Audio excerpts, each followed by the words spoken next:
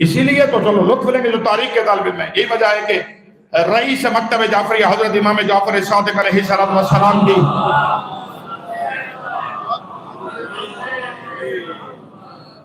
ساتھ ہیں آپ حضرات؟ اجازت دے رہے ہیں نا؟ امام علیہ السلام کی بارگاہ ہے اور مولا کی بارگاہ میں بہت بڑی شخصیت آئی. نام لینے کی ضرورت نہیں، بہت بڑی شخصیت آئی.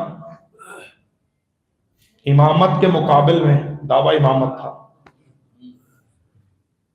لیکن قریب ہو گئے ہوں گے، وہ تشریف لائے. اب امام کو بھی پتہ ہے.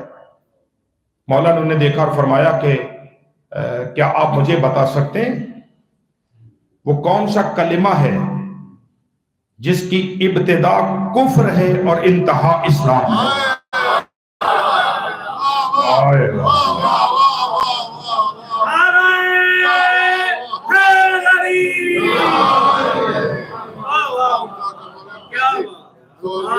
دعاؤں کا طلبگار ہو رہا ہے.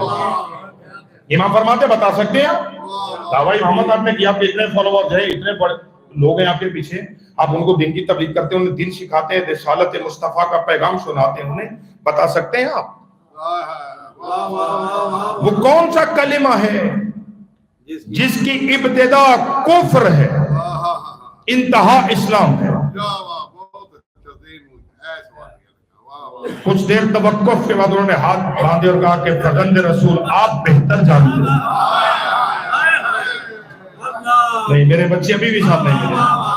لیکن میں یہ آسان جملہ آپ کے لیے ہدیہ کر رہا ہوں، باقی تو میرے عزیزوں کو معلوم ہے مشکل بحث سننے کے لیے وہ بیٹھے ہوئے ہیں نا. آپ کے لیے آسان کر رہا ہوں کہ ذہن بنے تو میں بات کو لے کے آگے بڑھوں.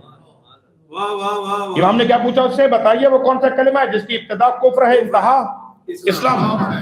چپ ہو گئے، خاموش ہوئے، ہاتھ باندھے. آقا آپ بہتر جانتے ہیں. دین اس سے نہ لو جسے یہی پتہ نہ ہو کہ کفر کا کلمہ کیا ہے اور اسلام کا کلمہ کیا ہے.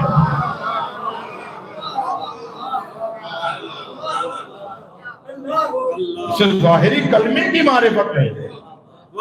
جیسے ہاں بات فرزند رسول آپ بتائیے. ماں فرماتے کلمۃ الاسلام، اسلام کا جو کلمہ ہے وہ کیا ہے؟ لا الہ الا اللہ کا دو جز ہے.